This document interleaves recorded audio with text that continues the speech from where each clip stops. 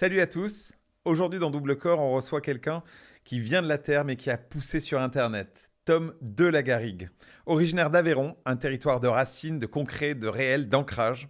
Pourtant, Tom est un pur produit d'Internet. Autodidacte, il a tout appris en ligne, tout testé, tout décortiqué. Son obsession, le cerveau. Comprendre ses mécanismes, ses biais, ses raccourcis, ses failles. Pourquoi on clique, pourquoi on s'abonne, pourquoi on partage, pourquoi on suit. En fait, aujourd'hui, Tom accompagne des entreprises et des individus pour qu'ils passent de 0 à 100 000 abonnés en quelques mois avec une bonne stratégie de création de contenu et quelques biais à utiliser. Il propulse des trajectoires un peu comme un fluo surligne les passages d'un livre intéressant. Son double cœur est clair.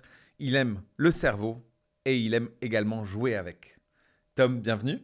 Super, c'est tout à fait ça. Merci C'est beaucoup. Double Cœur, le podcast des gens qui mettent des carrés dans des ronds.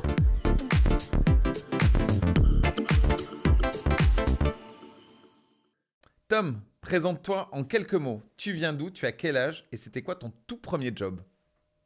Donc du coup j'ai 27 ans, je viens d'Aveyron et mon tout premier job, je dirais, c'est avec le BAFA, donc comment on appelle ça quand on garde les gosses dans des centres aérés là? Animateur? Exactement, voilà.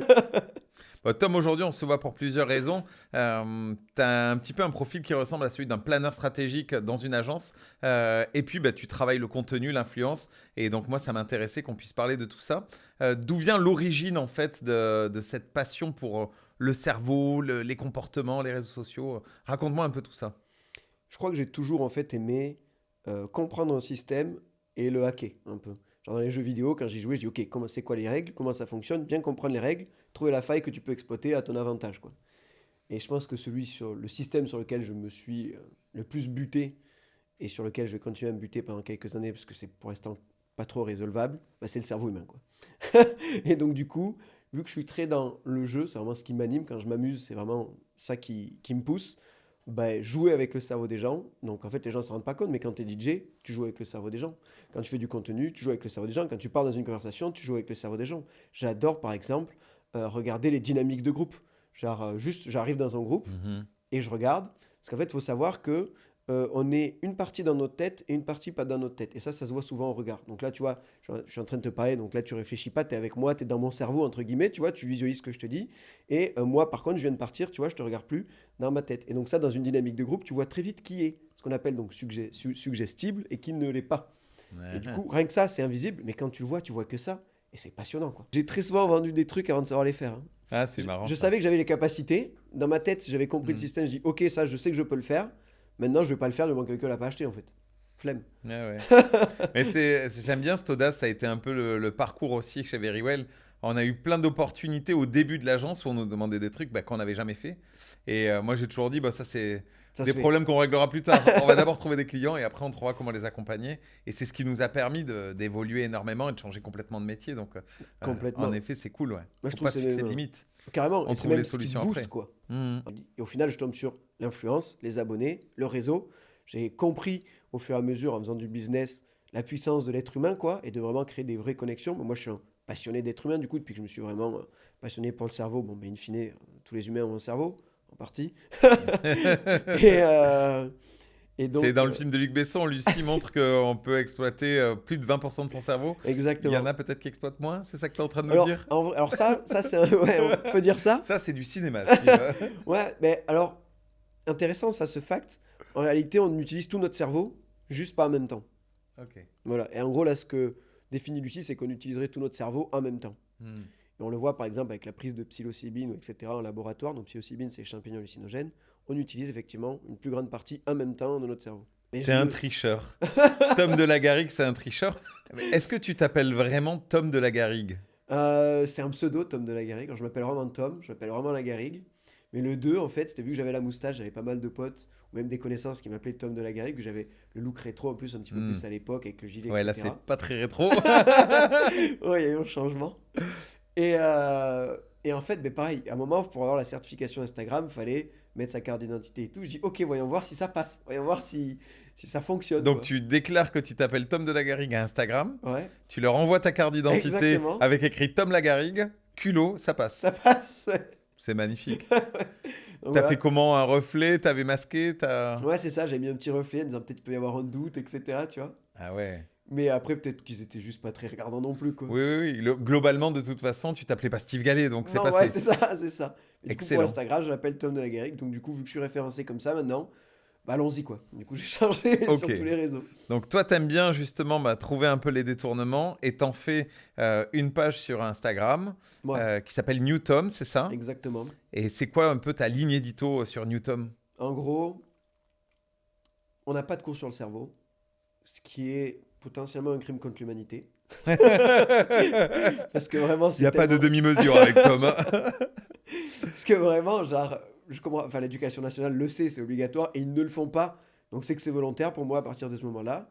Alors que c'est l'outil de tous les jours. Tous les jours, on utilise notre cerveau. On ne Ouais. connaît pas ses failles, on ne connaît pas comment il fonctionne, on ne nous apprend pas à bien mémoriser, on ne nous apprend pas toutes les manières de mémoriser, etc., etc.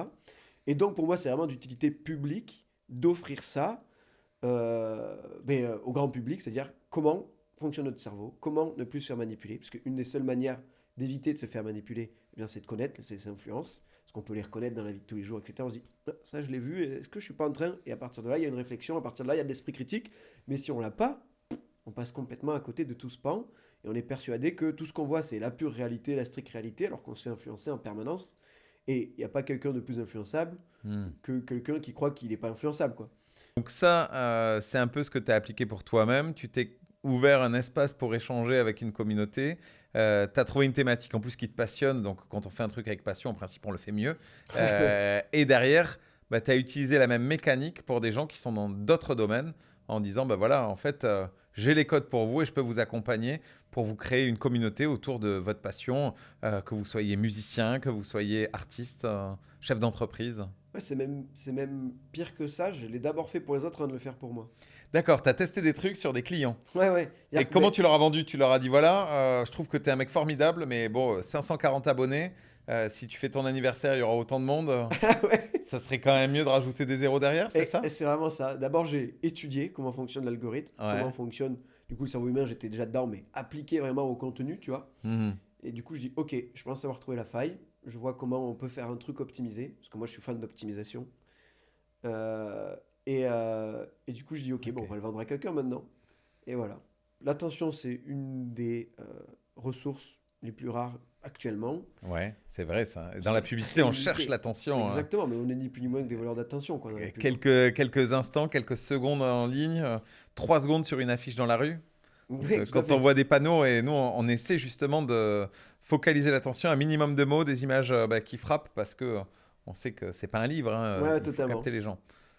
Donc déjà comprendre que cette attention est limitée, qu'on peut l'aiguiller, qu'on peut la voler même, parce qu'on ne demande même pas leur autorisation, je te la prends. Donc il y a deux trucs en général sur lesquels on se base. Donc un hook, c'est voler l'attention, c'est ça le but. Comme ça, Mhm. après on peut délivrer le message. Mais après, il y a un deuxième challenge qui est retenir l'attention, ce qui est encore Ouais. autre chose. Eh oui, oui, faut pas que les gens partent en étant Exactement. déçus. Alors qu'une affiche, tu vois, c'est déjà peut-être une fois que tu l'as volée, si c'est facilement lisible, boum, Mm. tu l'as, tu passes à autre chose. Là, la vidéo, t'es en coup de pouce et Ah ouais. tu scrolles, quoi, tu vois. Mm. Mais bon, c'est chacun ses challenges, hein. Je dis pas que c'est plus facile, hein. Et donc, on utilise, moi, ce que j'utilise en général, c'est le biais de négativité.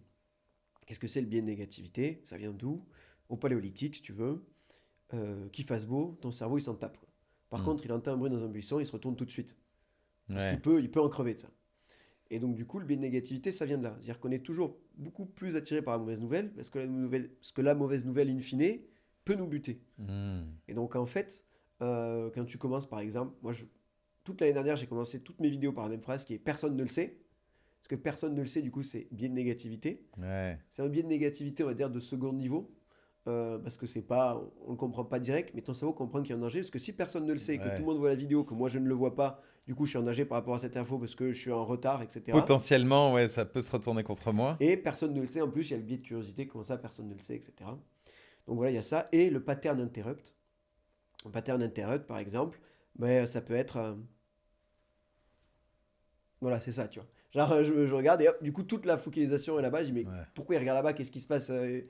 Et donc, en fait, ça te coupe dans ton pilote automatique, si tu veux, Ouais, oui, oui. de la vie de tous les jours. Quand tu scrolles, Là, j'ai vu que récemment sur tes vidéos, donc tu arrivais avec un ballon et un objet contondant pour le percer. Forcément, on n'attend qu'un truc, c'est que tu perces ce ballon. Et Exactement. c'est une Ouais. mécanique qu'on a retrouvée pendant un moment où on voyait une catastrophe qui allait arriver, mais en fait, elle n'arrive pas. Ouais, Elle bien fait sûr. suite à des hooks où elles arrivaient. Donc, on voit par exemple quelqu'un qui tire dans un ballon, et puis bah, tu as un internaute avec sa tasse et tu dis non, mais il n'y aura pas de ballon dans ma tasse. Il va pas se Hein. passer. Ouais, il va rien se ouais. passer. Et toi, tu n'attends qu'une chose, tu es convaincu que ça va arriver, et ça n'arrive jamais. Et le gars a gardé ton attention pendant 2 minutes. Je dis sérieux, vous êtes encore là? Non, mais regardez, il se passe rien. Et tu Ouais. rêves que ça arrive. Ouais, voilà, ça, tu vois, Ok. c'est typiquement quand tu joues avec le cerveau des gens, c'est un régal, ça, quoi. Ok, ok, donc c'est ça ton job. Ouais. Et est-ce que tu vas plus loin, c'est-à-dire que maintenant que tu as compris comment on pouvait manipuler le cerveau des gens au profit des réseaux sociaux, parfois tu as envie de le faire dans la vraie vie. Est-ce que tu as déjà testé l'hypnose, par exemple? Ouais, ouais, tout à fait. Je suis hypnotiseur. Fascinant. Je me suis formé l'année dernière par là. Ça m'a ouvert un monde encore plus. Je pensais pas que j'allais autant rabbit hole dans ça. Mais ouais, c'est hallucinant. Bah, c'est au cœur aussi de la publicité. Quand mais oui. on regarde une publicité et qu'on fait rire les gens, c'est bah, un mécanisme d'hypnose à un moment qui s'est produit parce que bah, en fait, l'objectif de la publicité, c'est pas de faire rire et pourtant, tu arrives à créer ce comportement. Qu'est-ce que tu arrives à faire, toi, sur les gens? Hein? Qu'est-ce que je fais aux gens? La plupart du temps, le test de base, c'est qui est coller les doigts comme ça et tu peux plus les faire. Ou alors j'aime bien leur faire, pareil, jouer avec leur cerveau en faisant ce qu'on appelle de la ratification. Ok. Et tu crois qu'on peut faire un truc à distance avec les gens qui nous écoutent Ouais, sur carrément. ce podcast? Carrément, ouais. On est en vidéo sur YouTube et Spotify, on est en audio sur toutes les autres plateformes. Qu'est-ce qu'on peut Allons-y. faire comme expérience pour hypnotiser les gens qui nous écoutent maintenant? Bon, ratification, c'est pas mal. Alors, c'est bien parce que ça vous dit rien, donc vous allez voir ce que c'est. Alors là, depuis le début de cette interview, vous respirez tous normalement. Là, c'est bizarre parce que vu que je viens d'en parler, vous prenez conscience de votre respiration. Et même plus j'en parle, et plus ça prend de place. Vous sentez vos poumons qui se gonflent, l'air qui rentre dans vos narines. Et plus j'en parle, plus ça devient conscient. Et là, vous êtes même dans l'incapacité, en fait, de respirer de manière automatique. Vous êtes obligé de respirer de manière consciente. C'est vous qui décidez quand vous inspirez, quand vous expirez. Et plus vous expirez, plus vous inspirez, et plus ça devient conscient, et c'est même totalement figé. Donc là, vous êtes totalement dans l'incapacité de respirer de manière automatique. Ça va? Et là, maintenant, vous pouvez respirer de manière automatique, il n'y a plus de problème. À partir de... Il est flippant. Ça a fonctionné sur toi un peu? Ouais, bah oui, évidemment. On a Lucas derrière qui vient de tomber de sa chaise, il s'est étouffé. Ça va Lucas, au back-office? Ok, c'est cool ça, très très cool. Donc dans ton actu, aujourd'hui tu as plein de choses parce qu'on voit que tu es très curieux, mais je crois que tu lances quelque chose justement cette semaine et c'est pour ça qu'on se voit. Ouais. La chaîne YouTube, on lance la chaîne YouTube là, avec des formats un petit peu plus longs.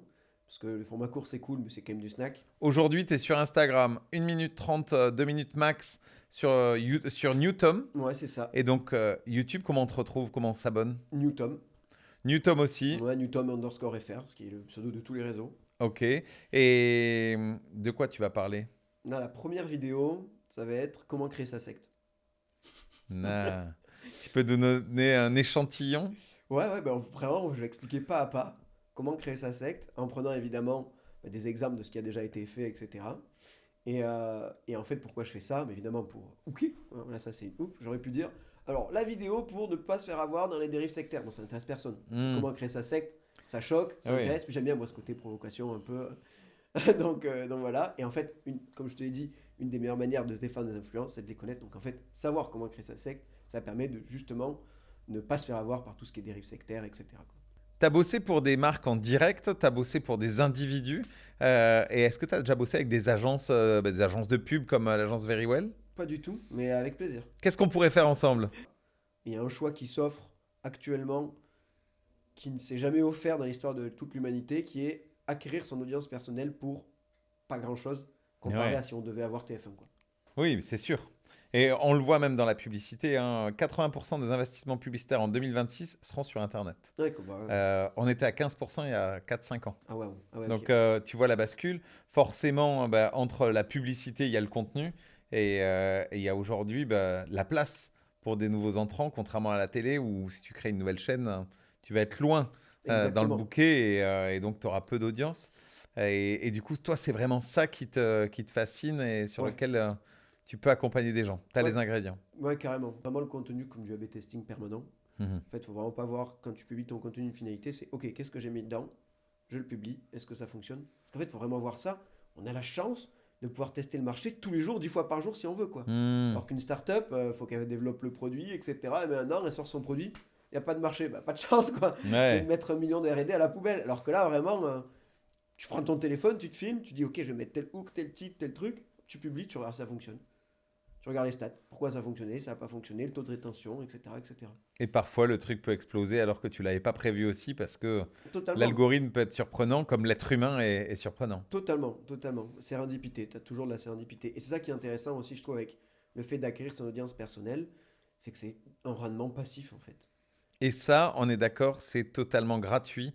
L'idée, c'est de ne pas mettre de budget sur la diffusion. C'est vraiment la qualité de ton contenu qui va créer cette audience où tu mets quand même en place des campagnes de Ouais, non, médiatisation pour accélérer. pas de pub payée. C'est que de l'organique. C'est que de l'organique. En mode, quand on fait des pubs payées, c'est plus, enfin, nous, déjà, on s'en occupe pas, mais c'est plus eux qui veulent vendre un produit connexe ou ce genre de choses. D'accord. Parce que là, c'est différent, on peut s'adresser à d'autres niches. Mais si en général, tu as bien adressé ta niche et que tu leur vends quelque chose, tu même pas besoin de faire de pub, quoi. Parce qu'en fait, ils sont déjà tous abonnés à toi, donc ils voient déjà toutes tes vidéos. Ok. Bah, c'est chouette parce qu'on a beaucoup parlé de toi aujourd'hui. C'est vrai que j'ai été gourmand en questions, mais est-ce qu'il y a des choses dont tu voulais qu'on se parle? C'est la première fois qu'on se rencontre et qu'on a le temps de discuter. Qu'est-ce qui te plaît dans la communication, la publicité? Bah, moi, ce que je trouve fascinant, c'est la découverte de plein d'univers et de plein d'industries différentes qu'on doit parfaitement maîtriser pour les raconter à la place de nos clients. En fait, nos clients, ils sont très bons dans leur métier, mais ils savent pas toujours se raconter, ils savent pas toucher leur public. Ça, c'est notre job, mais pour bien le faire, en fait, on peut pas le faire avec des ingrédients miracles. Il faut d'abord qu'on ait toute cette découverte, toute cette connaissance pour les aider à se raconter mieux qu'ils le font eux. Et en fait, je trouve que c'est hyper enrichissant. Et tu vois, les semaines passent en 2 secondes. Ça va faire 20 ans que j'ai monté ma boîte et j'ai découvert des tonnes de trucs que j'aurais jamais appris. Tu vois, moi, j'ai pas fait d'études et pour autant, j'ai l'impression d'avoir fait 20 ans d'études T'es à la autodidacte? rencontre de mes clients. Oui, dans ce métier totalement, puisque moi, j'ai fait 2 ans de droit, 2 fois la première année et direct après, j'ai bossé. Et avant, j'avais un bac S spé bio. Donc, voilà, aucun Impeccable. rapport. Et je pense que j'avais commencé à me lancer dans un domaine déjà très polyvalent, puisque, en effet, ouais, bac S, spé bio, je faisais du graffiti, je suis allé en fac de droit, non pas pour le droit, mais pour défendre les droits, en fait, des artistes et street artistes qui se faisaient abuser par les marques, qui faisaient des shootings photos devant les œuvres, ce qu'on ferait jamais devant la Joconde. Ouais, ouais. Et puis, en fait, en deuxième première année, j'ai eu l'opportunité de bosser dans un groupe de presse. Et je suis allé au culot, c'était pas du tout mon job. Mais comme j'organisais des événements, des soirées où il y avait beaucoup de monde, en fait, le patron de ce groupe de presse m'a dit: Est-ce que tu connais dans ton entourage quelqu'un qui pourrait nous rejoindre pour créer un magazine étudiant et jeunes actifs? Et j'ai dit: Oui, oui, je connais quelqu'un, je te l'amène lundi. Et j'y suis allé seul à ce moment-là. Et il était surpris, je lui ai proposé de me prendre en stage. Et c'est comme ça que ça a démarré. Et syndrome de l'imposteur, je ne savais rien faire, donc j'ai essayé de tout apprendre au fur et à mesure. Et j'essaie encore tous Tu les trouves jours. que tu es assez soumis au syndrome de l'imposteur? Je pense que c'est ce qui me permet de rester humble. Parce que pour moi, c'est pas un syndrome, c'est la réalité. C'est-à-dire que je considère que bah, chaque jour, les choses évoluent, surtout dans notre métier. Ouais. Et j'ai pas de diplôme, donc tu vois, j'ai pas un document qui me confirme que c'est bon, le savoir est acquis et on peut sortir de là. Donc Mais je c'est me le pire sens, truc même. voilà, Le je diplôme me en sens mode, obligé d'apprendre. Et tu vois, même ce qui est drôle, c'est que assez vite, quand j'ai été aux commandes de l'agence, je suis allé donner des cours dans des écoles. Donc, donner des cours dans des écoles supérieures pour aider des étudiants à être diplômés, alors que moi-même, j'ai aucun diplôme. Et c'était intéressant parce que c'est un crash test. En face de toi, tu as une vingtaine, une trentaine de personnes, voire 200 quand tu es dans un amphi, qui sont là juste pour te contredire. Donc, ça t'oblige à apprendre en express Ouais, bien ce dont sûr. tu vas parler parce que avec Internet, les réseaux sociaux, si tu dis un truc qui est faux, les mecs vont te tester et vont te clasher. C'est Donc, très drôle. c'est vraiment la mécanique que j'ai utilisée, tu vois, pendant ma carrière. Et je continue d'apprendre tous les jours, et heureusement. Et je considère que je sais rien. Je dis souvent que, tu vois, moi, je sais ni lire ni écrire, mais j'écoute. Trop bien. J'ai fait à peu près la même chose, moi. J'ai fait prof aussi. À l'ESP, il y a 1 an, il y a 2 ans, je sais plus. Pour donc, l'école supérieure de la publicité. Ouais, Pour ouais, me ouais. challenger aussi, tu vois. Vu que j'avais pas de diplôme dans ça. Et au final, en fait, tu te rends compte que ça va 1000 fois, en fait. Eh C'est ouais. comme si tu avais 1000 diplômes, quoi. Hyper intéressant. Euh, Est-ce que tu avais vu YouTube arriver? Est-ce que tu tu t'étais dit, waouh, ça va devenir ce que ça devient aujourd'hui, tout ce qui est créateur économique, etc., ou pas du tout? Alors, moi, j'ai regardé YouTube assez tôt et c'est vrai que j'ai vu du potentiel parce que au tout début, dans notre activité, nous, on était une maison d'édition. Et on a eu l'opportunité un jour de sortir de ce monde de l'édition. Et on devait en sortir parce qu'avec la crise des subprimes, le modèle économique, il était en danger. Nous, on vivait de la publicité qu'il y avait dans nos éditions.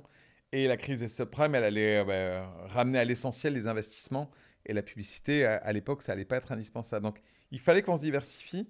Et tu vois, un peu comme toi au culot, un jour, il y a quelqu'un qui nous téléphone et qui se trompe de numéro. Donc, on appelle une agence de street marketing. C'est pas du tout notre job, hein. Et on a besoin de ce boulot parce qu'en plus, on est un peu en déclin. Je me souviens, on est en 2010, donc l'agence a que 3 ans.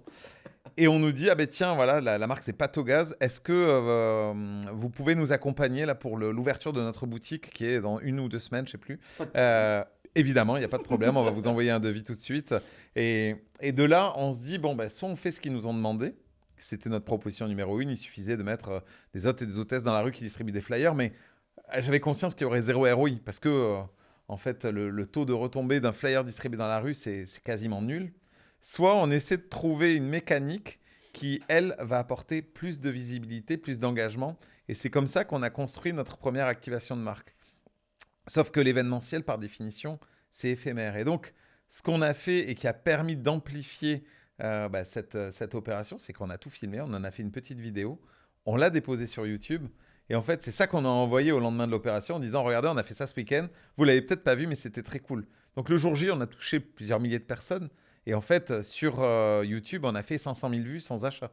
Et c'est ce qui nous a permis après d'être relayé par la presse parce que l'autorité du compteur de vues a garanti aux journalistes que en fait, c'était un bon contenu, il fallait en parler. Et c'est devenu un ingrédient de toutes nos activations de marque. Et c'est là qu'on a vraiment basculé notre activité. Et on est devenu, à ce moment-là, une agence créative spécialisée dans l'activation de marque. Et on a bossé pour plein de marques cool où à chaque fois, il y avait un ingrédient commun. C'est cette vidéo qu'on met sur YouTube. Mais YouTube était pour nous l'amplification. Et ce qui a vraiment changé, c'est que maintenant, YouTube vit en circuit fermé. C'est une nouvelle chaîne télé, en fait, mais avec une quantité de programmes disponibles à la demande bien plus important que n'importe quelle chaîne et beaucoup d'indépendance. Et j'avoue que ça, moi, je ne l'avais pas vu venir. Et aujourd'hui, je pense qu'on est en train de petit à petit glisser de la télé linéaire clairement à YouTube. Même ma mère, tu vois, qui a 75 ans, elle ne regarde plus la télé, elle ne regarde que YouTube maintenant. Et elle me dit, ah tiens, j'ai regardé ça hier, comme si c'était une évidence et qu'on l'avait tous regardé. Et je lui dis, mais cool. Et, mais pas toi. Le dernier épisode de Guillaume Play, tu l'as pas regardé? Non. C'est fou. Hein. Ouais. Et en termes de génération, en fait, quand tu vois que ma mère, 76 ans, elle regarde plus YouTube que la télé, tu te dis que ça y est, le système, il est craqué. Hein. Ah ouais, complètement. Ouais, c'est un rouleau compresseur, on s'imagine pas. Quoi. Est-ce que la télé va disparaître? Est-ce que la télé va arriver sur YouTube et va un peu bousculer les codes parce que beaucoup plus de moyens? C'est quoi, toi, ton avis? Je pense que la télé va disparaître comme on la connaît aujourd'hui. Parce qu'en fait, il n'y a plus personne, hein, les audiences se cassent la gueule de plus en plus. Quoi. Le problème, c'est que c'est un très gros système qui a fonctionné pendant longtemps, avec un écosystème, il y a les pré-prod, les prods, c'est un bordel monstre, tu vois. Mais le problème, c'est que ce qui fait rapporter de l'argent, c'est l'audience. Donc si l'audience n'est plus là, qu'est-ce que tu veux faire? Donc je pense qu'il y aura peut-être une passation avec Twitch, avec le live, pour tout ce qui est émission, etc. Mais pour l'instant, elles sont assez ouvertes maintenant, c'est un peu plus qu'avant. Au début, vraiment, elles chiaient sur tous les réseaux sociaux. Et télé, maintenant, c'est plus le cas. Et on voit qu'il y en a très bien qui s'adaptent, genre Arte. Ils font des super contenus, genre les vidéos YouTube, ils en font depuis un moment. Ils font toujours leur reportage et vidéos YouTube. Du coup, c'est pensé aussi pour faire une bonne vidéo YouTube. Ouais. Et tout leur format shorts, etc. On se donne rendez-vous sur une ou sur des plateformes. Retrouvez la suite sur YouTube. Au contraire du format YouTube, rendez-vous sur notre programme. Exactement. Ok, ça se tease en croisée. Et bon, Canal+, qui est hyper bien géré. M6, ils essayent là. Ils avaient racheté, mais bon, ils sont traumatisés de Golden Moustache. Donc c'est ça le problème. Et c'est pas eux qui avaient racheté Studio Bagel aussi? C'est Canal+, Studio Bagel. Ouais, ok. Et justement, eux, ça va, ils ont toutes leurs plateformes, ils ont fait les trucs avec Netflix, etc. Enfin, franchement, ils ont bien géré.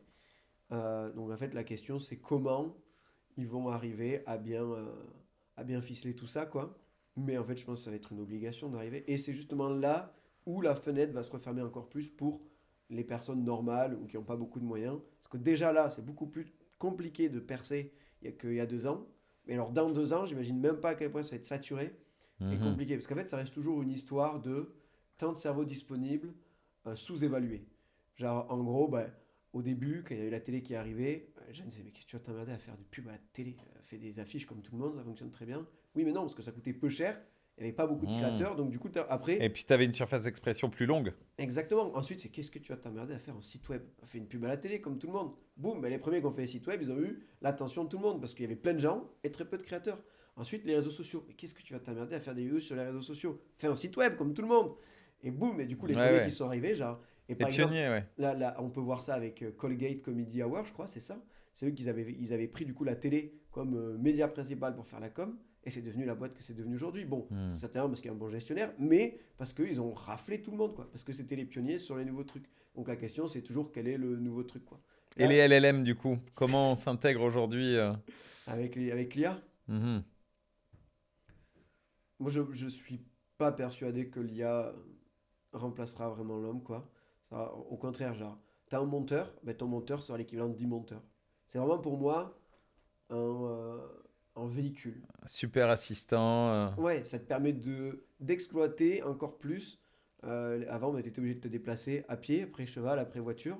Ça t'a permis de Mhm. gagner du temps pour faire Toulouse-Bordeaux. Mhm. Mais tu peux toujours le faire à pied. Et on s'est Bien pas sûr. dit, putain, ça va remplacer nos jambes, fais chier. Non, t'es que content que ça Tu prenne vas souvent à Bordeaux à que- pied. Non, non, tu vois, justement, voilà. Là, c'est exactement la Chemin même de chose. Saint-Jacques-de-Compostelle à la limite, Voilà. mais Toulouse-Bordeaux à pied. Flemme. En commentaire, dites-nous si vous l'avez déjà fait. Je pense que ça sera pas la vidéo la plus engageante. Et du coup, là, c'est vraiment un véhicule pour aller plus vite d'un point A à un point B. C'est tout. Ok. Mais si t'es pas là pour conduire, il va rien se passer, quoi. Est-ce qu'il y avait d'autres trucs dont tu voulais qu'on se parle? Écoute, vous faites toujours du street marketing? Bien sûr. C'est ce Bien que tu sûr. préfères? C'est un des trucs que je préfère, ouais. Bah, moi, j'adore le contenu et la stratégie et justement sortir un peu du cadre des canaux traditionnels. Donc, forcément, oui, le street marketing, on a une histoire avec ça. On a été dans les premiers à l'utiliser de manière globale avec un levier digital, souvent un jeu qui prenait la suite, un levier d'amplification avec de la vidéo et puis une expérience souvent émotionnelle. Et ça, c'est vrai que c'est incroyable. Tu dirais que t'es plus créatif que gestionnaire?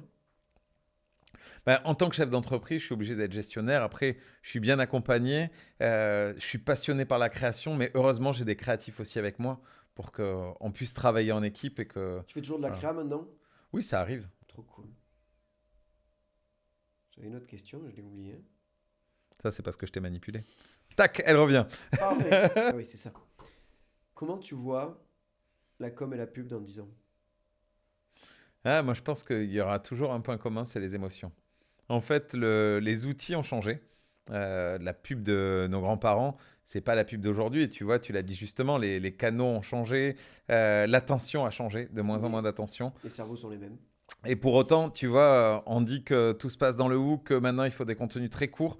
À la télé, les régies poussent pour faire des pubs qui durent 10 secondes, 20 secondes, alors qu'avant on avait des formats longs. Et l'émotion, elle ne peut pas arriver aussi vite. Il faut quand même installer un truc. Et le bon exemple, c'est ce qui s'est passé juste avant les fêtes, la pub d'Intermarché qui dure 2 minutes 30. En fait, en taux de complétion, elle a été regardée en entier par les gens parce que tu rentres dans une comédie et tu as envie de la regarder en entier. Les pubs de bagnoles électriques aujourd'hui, ça dure 20 secondes, mais en fait, c'est de la réclame. Tu ne vois rien, en fait. Tu vois le produit, le prix, où le trouver, les performances. Entre-temps, tu as une famille qui est montée dans une voiture, qui a roulé sur une route qui ressemble à rien. Tu n'as pas d'émotion. Et demain, tu me dis, c'était quoi la marque?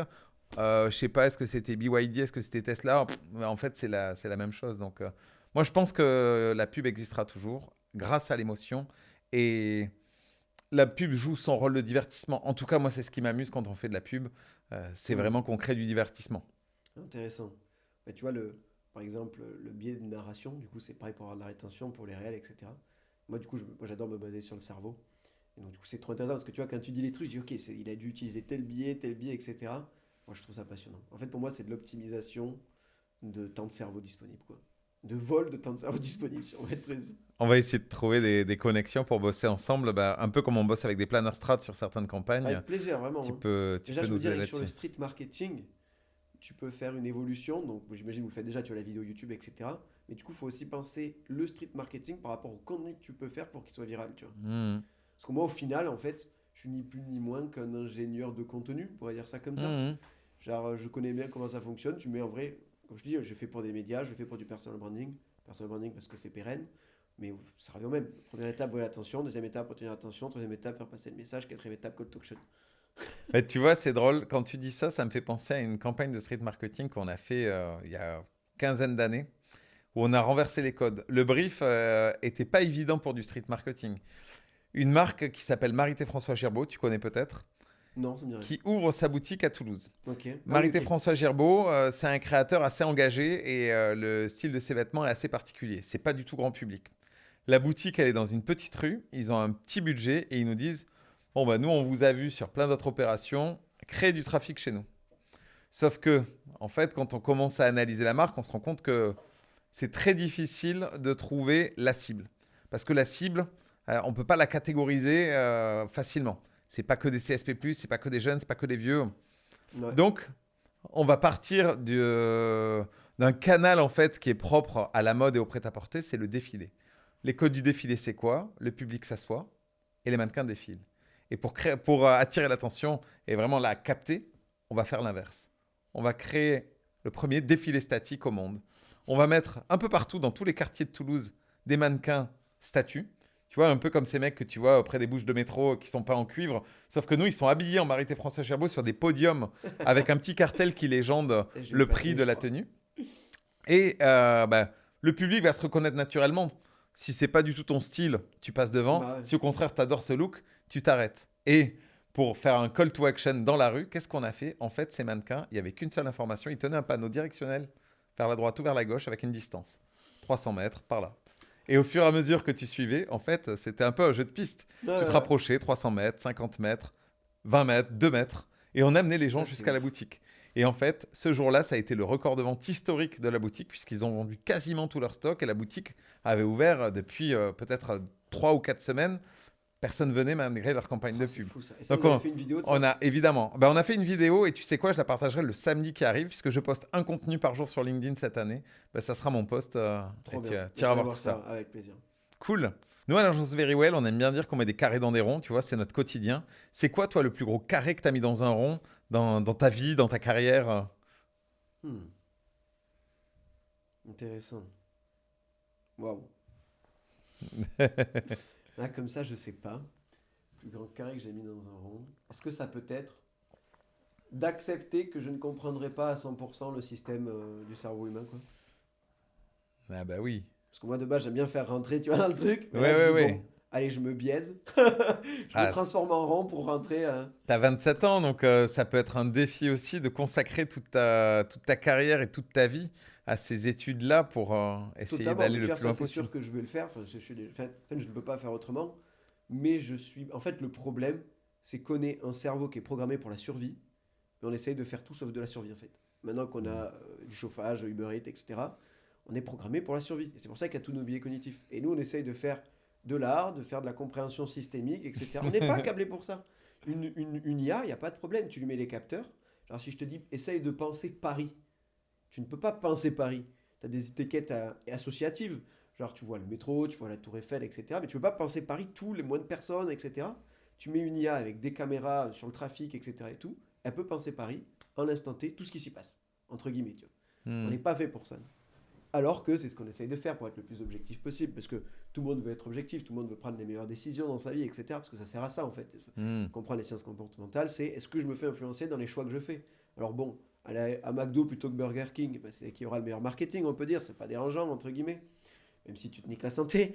Mais il y a des choix dans une vie qui sont non changeables. Et là, c'est pas la même chose, quoi. Là, il Ok. vaut mieux savoir tous les biais qui peuvent rentrer en interaction avec ta réflexion, quoi. Alors nous, à l'agence Verywell, on fait pas de com politique, mais dans quelques semaines, il y a les élections municipales. Tu as déjà travaillé, toi, pour des politiques? J'ai travaillé il y a quelques années. C'était cool. Et effectivement, pourquoi pas, à voir. Et t'as eu du résultat? Ouais, bien sûr, on avait gagné. Bon, après, je pense qu'il n'y avait pas de doute sur le fait qu'ils allaient gagner, quoi. Mais ouais, c'est un enjeu assez intéressant. Pour toi, le prochain président ou le suivant, ça peut être avant tout un influenceur? Ouais, complètement. Je pense que le prochain, peut-être pas, mais dans le deuxième ou le troisième, parce qu'en fait, tout va. En fait, maintenant, on a un compteur de confiance, qui sont les abonnés sur les réseaux sociaux. Plus tu as d'abonnés, plus les gens pensent que tu es de confiance et que tu es bon sur ton sujet aussi en plus. Alors que ça veut juste dire que tu es bon pour faire des abonnés, pas que tu es bon sur ton sujet. Et qu'est-ce qui cristallise en général quand même le plus les présidents, c'est qu'il y a un maximum de personnes qui ont confiance en eux, tout du moins au début. Et même jusqu'à maintenant, on peut voir, quand j'avais fait mes études audiovisuelles, j'ai bien fait de les faire pour ça par exemple, ils me disaient c'est pas compliqué, tu prends tous les présidents, tu additionnes leur temps d'écran, c'est toujours celui qui a le plus de temps d'écran qui est élu. Parce que les gens l'ont vu. Biais de simple exposition, plus tu vois quelque chose, plus ça t'est familiarisé. Enfin, plus tu es familiarisé avec, moins tu en as peur. Qu'est-ce qui fait que tu passes à l'action? C'est que tu as la confiance. Qu'est-ce qui fait que tu achètes pareil un produit? C'est que tu as de la confiance, etc. quoi. Et donc là, je pense, on l'a déjà vu avec Donald Trump, c'est déjà un président influenceur. Il a même son propre réseau social, etc. Et c'est qu'une question de temps avant que ça arrive en France et que tout le monde, en fait, ait un score social des réseaux sociaux, quoi. Qu'est-ce qu'on peut donner comme tips à un individu, alors qu'il ne fait pas forcément de la politique, pour se lancer dans l'influence et dans sa collecte d'abonnés? Publier. Genre, c'est pas à toi de juger si c'est bon ou pas, c'est le marché. Ouais, tester des trucs. Faut pas se limiter, en fait. Tu as envie de le faire, tu postes. Et surtout, ce que tout le monde oublie, c'est la feedback loop. Regarder les statistiques et comprendre ce que ça veut dire. Tu publies, tu regardes. Ça marche pas, il faut le supprimer? Non. Non, tu peux l'archiver. Surtout pas supprimer, les algos détestent ça. Tu peux l'archiver, donc ça se cache de ton compte, mais tu l'as toujours. Mais non, surtout au début, tu t'en fiches, quoi. Ok, très cool. Si nous, l'agence Verywell, on devait faire une campagne de pub, un affichage pour toi, ça serait quoi le slogan? J'ai envie de dire, abonne-toi pour que ton cerveau ne soit plus une victime. On le connaît, celle-là. Si vous regardez les vidéos de Newtom sur Instagram, je pense que chaque vidéo se termine de cette manière-là. Parfois même au début, t'incites à s'abonner en montrant un bouton qui n'est pas forcément là, mais peu importe, ce qui compte, c'est que tu montres quelque chose. Et donc, exactement. On le cherche. Et sinon, ouais, qu'est-ce que ça pourrait être? Abonne-toi pour que tu sois plus une victime. Je trouve que c'est pas mal. Ton cerveau ne soit plus une victime. Ton cerveau soit plus une victime. Ah, très très cool. Et puis, je crois que dans toutes tes passions, tu fais aussi de la musique, tu fais aussi du chant. Ouais. Est-ce qu'on finirait pas cet épisode par un moment musical? C'est la première fois qu'on va faire ça. T'en fais pas, toi, de la musique? Non. Jamais? Non. Jamais essayé ni de chanter? Non. Pas essayé de chanter avec moi? Je suis très mauvais. Vas-y, je peux aller chercher la guitare si tu veux. Cool. On va tester ça. Tac. On est prêt. Donc Tom vient de récupérer sa guitare, il l'a accordée. On poursuit ce podcast un peu en live dans Double Cœur. Señorita si, señorita eh. Je crois que c'est clairement ton double cœur. Là, on est en train de voir qu'on parlait de cerveau, mais... Oui, j'aime beaucoup la musique. Mais c'est amusant aussi. Et au final, la musique, ça se ni plus ni moins que jouer avec le cerveau des gens. Parce que tu ne peux pas t'empêcher d'écouter la musique. Et quand tu es un DJ, tu joues avec le cerveau de toute la foule. C'était d'ailleurs un de mes premiers jobs DJ. C'est vrai, c'est peut-être ça le premier job. Je n'étais pas payé pour, quoique. Genre au collège, j'avais acheté des platines vinyles. Et quand il y avait des booms, c'est moi qui mixais, quoi. Ah ouais, ouais. C'est bon ça. Non, pas vinyle, CD, des platines CD. Ok, ouais. T'es trop jeune pour les platines vinyles. Ouais, et j'en avais à la fin des TTX Nummark pour scratcher et tout. C'est super dur le scratch. Qu'est-ce qu'on peut jouer? Vers les docks où le poids et l'ennui me coupe le dos. Ils arrivent, le ventre alourdi, le fruit, les bateaux. Attention technique. Ils viennent du bout du monde apportant avec eux des idées vagabondes, reflets de ciel bleu, des mirages. Traînant en faux poivré de pays inconnus, d'éternels étés où l'on vit presque nu. Sur les plages, moi qui n'ai connu que toute ma vie que le ciel du Nord. J'aimerais débarbouiller ce gris environ de bord. Emmenez-moi au bout de la terre, emmenez-moi au pays des merveilles. Il me semble que la misère serait moins pénible au soleil. Parfait, j'ai mon teaser. Comme ça, on pourra montrer qu'on a fait chanter Newtom au sens propre. Au sens... Pas mal. Bah merci en tout cas. On a passé un bon moment ensemble. Et hâte de découvrir ta chaîne YouTube. Tu vois, on se donne tous les deux un rendez-vous cette semaine. J'irai voir comment créer ma secte et tu iras voir le défilé statique. Et deuxième vidéo qui arrive, comment oublier son ex. Si jamais ça intéresse. Est-ce que ça a un rapport avec la secte? On dira pas. On dira pas. Merci Tom, à bientôt. Merci à toi Steve. Voilà. Et on se retrouve la semaine prochaine avec un nouvel invité. Et exceptionnellement, la diffusion ne sera pas mardi. Vous découvrirez pourquoi la semaine prochaine. Salut. Double cœur.